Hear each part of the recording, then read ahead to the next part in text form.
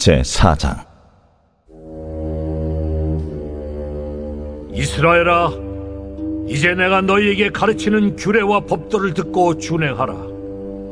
그리하면 너희가 살 것이요 너희 조상의 하나님 여호와께서 너희에게 주시는 땅에 들어가서 그것을 얻게 되리라. 내가 너희에게 명령하는 말을 너희는 가감하지 말고 내가 너희에게 내리는 너희 하나님 여호와의 명령을 지키라. 여호와께서 바알 부올의 일로 말미암아 행하신 바를 너희가 눈으로 보았거니와 바알 부올을 따른 모든 사람을 너희의 하나님 여호와께서 너희 가운데서 멸망시키셨으되 오직 너희의 하나님 여호와께부터 떠나지 않은 너희는 오늘까지 다 생존하였느니라. 내가 나의 하나님 여호와께서 명령하신 대로 규례와 법도를 너희에게 가르쳤나니 이는 너희가 들어가서 기업으로 차지할 땅에서 그대로 행하게 하려 함인즉 너희는 지켜 행하라. 이것이 여러 민족 앞에서 너희의 지혜요 너희의 지식이라. 그들이 이 모든 규례를 듣고 이르기를 이 큰 나라 사람은 과연 지혜와 지식이 있는 백성이로다 하리라. 우리 하나님 여호와께서 우리가 그에게 기도할 때마다 우리에게 가까이 하심과 같이 그 신이 가까이 함을 얻은 큰 나라가 어디 있느냐? 오늘 내가 너희에게 선포하는 이 율법과 같이 그 규례와 법도가 공의로운 큰 나라가 어디 있느냐? 오직 너는 스스로 삼가며 내 마음을 힘써 지키라. 그리하여 네가 눈으로 본 그 일을 잊어버리지 말라.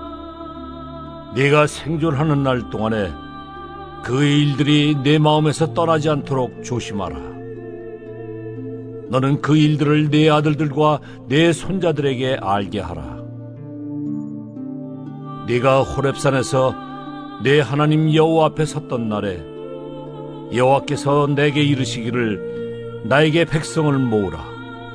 내가 그들에게 내 말을 들려주어 그들이 세상에 사는 날 동안 나를 경외함을 배우게 하며 그 자녀에게 가르치게 하리라 하시매 너희가 가까이 나와서 산 아래에 서니 그 산에 불이 붙어 불길이 충천하고 어둠과 구름과 흑암이 덮였는데 여호와께서 불길 중에서 너희에게 말씀하시되 음성뿐이므로 너희가 그 말소리만 듣고 형상은 보지 못하였느니라.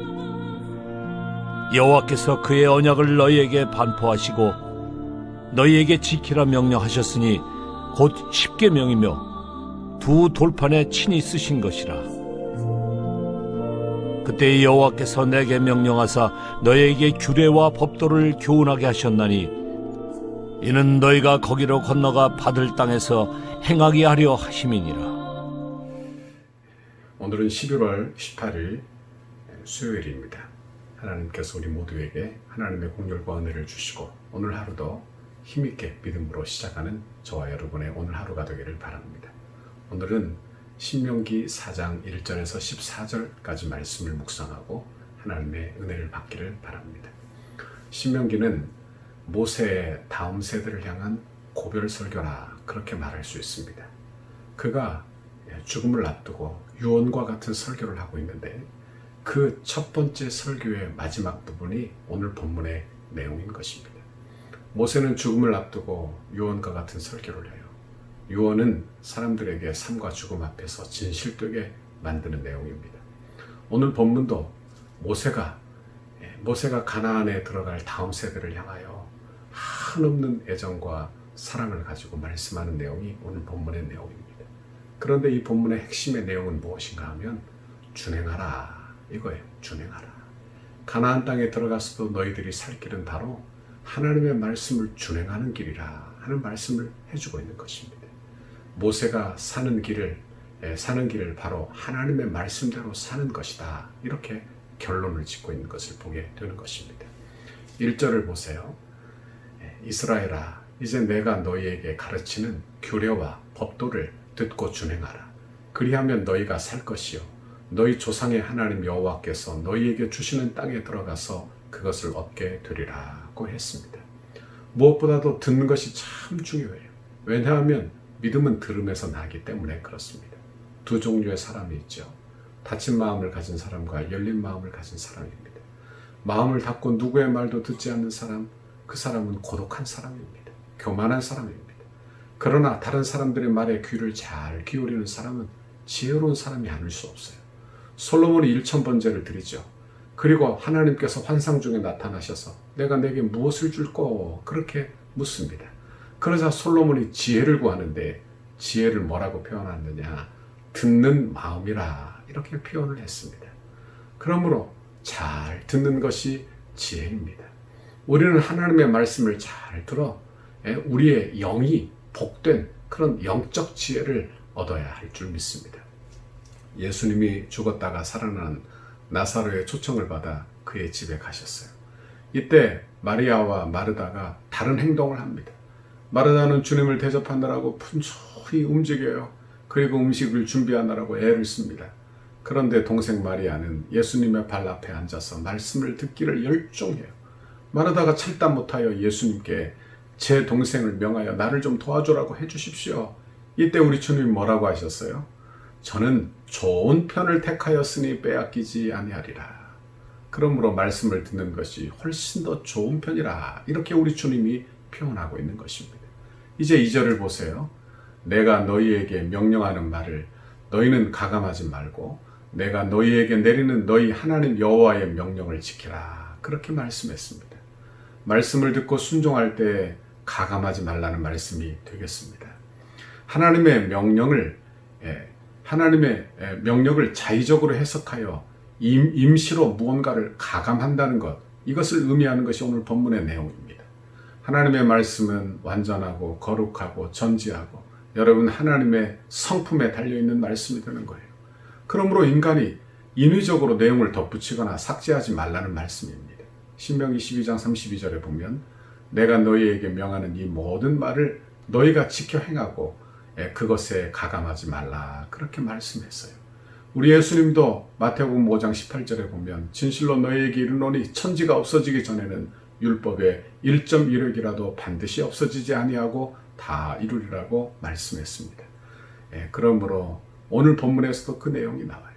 모세는 조상들이 광야에서 율법을 준행하지 않다가 멸망한 사건들을 들어서 말씀하죠. 3절과 4절에 보면 여호와께서 바알 부올의 일로 말미암아 행하신 바를 너희가 눈으로 보았거니와 바알 부올을 따른 모든 사람을 너희의 하나님 여호와께서 너희 가운데에서 멸망시켰으되 오직 너희의 하나님 여호와께 부터 떠나지 아니하는 너희는 오늘까지 다시 생존하였느니라 했습니다.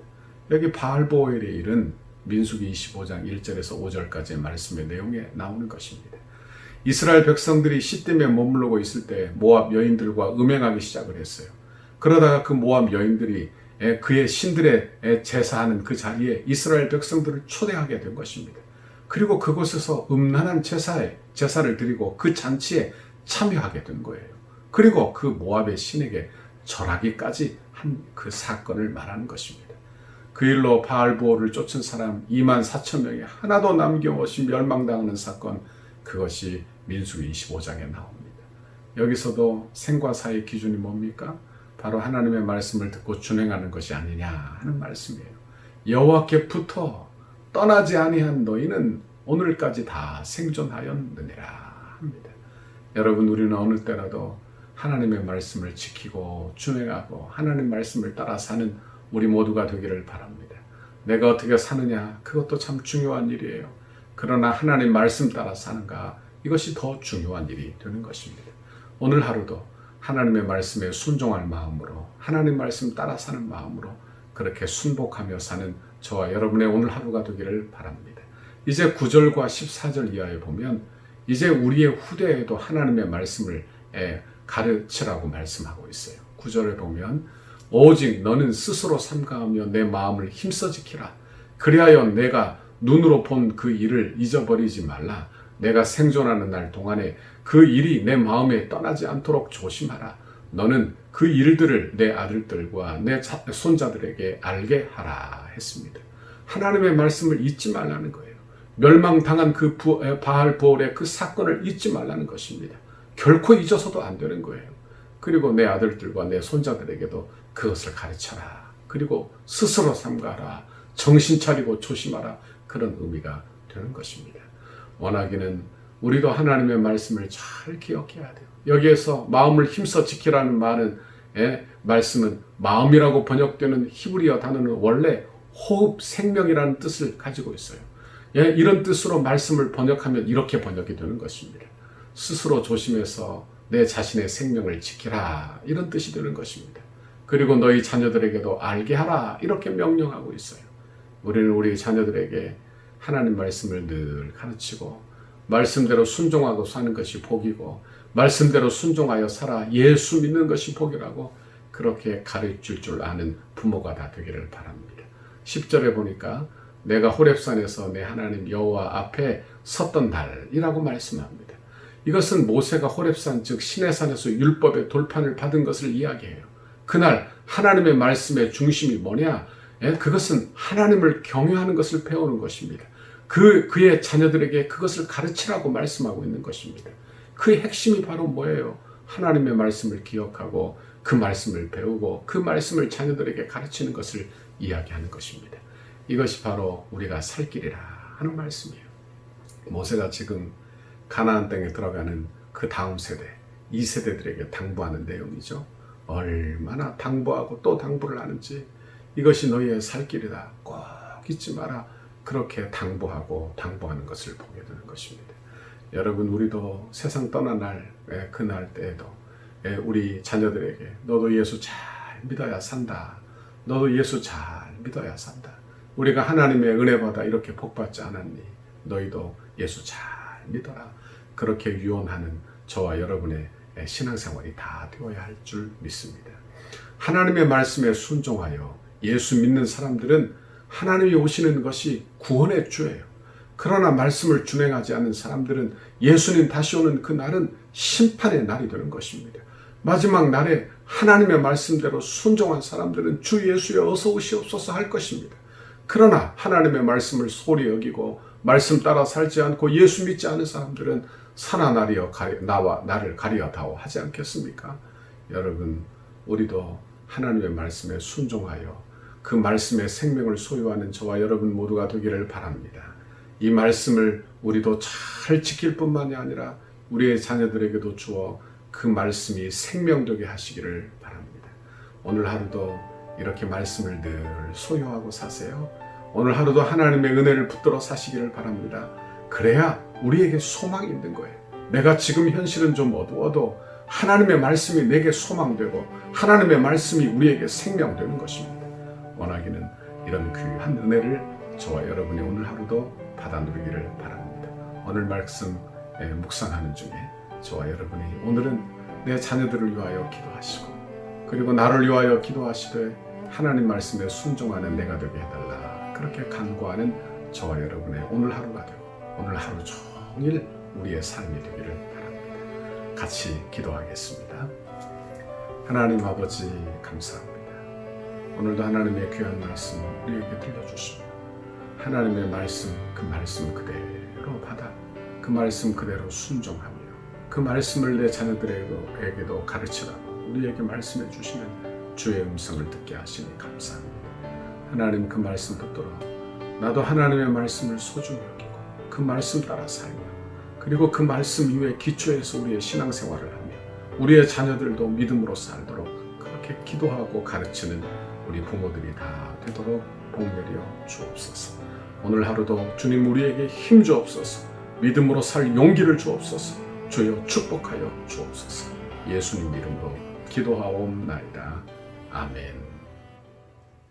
우리 교회를 향한 주님의 뜻을 이루소서. 100대 기도문 13페이지입니다. 수요일 하나 되는 건축 과정을 위하여 함께 기도하시겠습니다.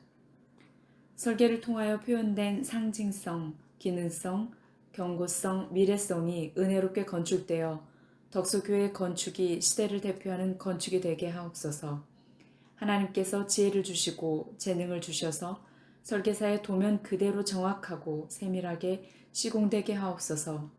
시공사와 건축위원회 사이에 원활한 소통이 이루어지게 하시고 교회 건축의 모범이 되는 건축 과정이 되게 하옵소서. 시공사를 통하여 진행되는 건축의 단계마다 그 분야에서 가장 신실하며 탁월한 전문가들을 붙여주시고 성령으로 하나 되어 최상의 팀워크를 이루게 하옵소서. 처음부터 끝까지 모든 과정에 하나님의 인도하심을 받는 시공사가 되게 하시고 한치의 어긋남과 흐트러짐이 없이 완벽하고 튼실한 건축 과정이 되게 하옵소서. 부살렐과 오홀리압처럼 정직하고 신실한 마음으로 공교한 기술과 예술성, 안정성으로 섬기는 건축 시공사가 되게 하옵소서. 세밀한 시공을 통하여 성전 건축이 덕소와 남양주를 대표하는 명품 건축이 되게 하시고 한국 건축의 새로운 모델이 되게 하옵소서. 공사하는 기간에 시공사가 하나님의 도우심을 간구하며 성실과 정직으로 공사를 맡게 하시고 특별히 하도급 업체나 인부에 이르기까지 좋은 사람들로 채워지는 은혜를 경험하게 하옵소서. 공사 기간에 시공사의 재정이 원활하게 하셔서 금전적인 어려움이 없게 하옵소서. 건축에 조금의 차질이 없도록 모든 건축 자재가 잘 준비되게 하시고 일기와 환경까지도 하나님께서 섭리하여 주셔서 물 흐르듯이 진행되는 건축이 되게 하옵소서. 시공 과정 중 건축에 대한 의견을 나누고 상황을 점검할 때마다 막힘없는 소통이 이루어지는 행정이 되게 하옵소서. 건축이 진행되는 동안 우리 교회를 통해 넘치는 은혜와 복을 받아 사업이 더욱 번창하게 하시고 기쁨으로 건축에 동참하는 업체 되게 하옵소서. 시공사의 모든 직원들이 성전 건축을 통해 하나님을 알게 하옵소서. 시공사가 교회를 건축하면서 더욱 많은 일거리가 생겨나게 하시고 교회 건축을 즐거움으로 감당하게 하옵소서. 토목, 구조, 기계, 전기, 냉난방, 조경, 음향, 영상, 조명 등 모든 분야가 잘 시공되어 정교함과 탁월함을 갖춘 건물로 마무리가 되게 하옵소서. 예수님 이름으로 기도합니다. 아멘.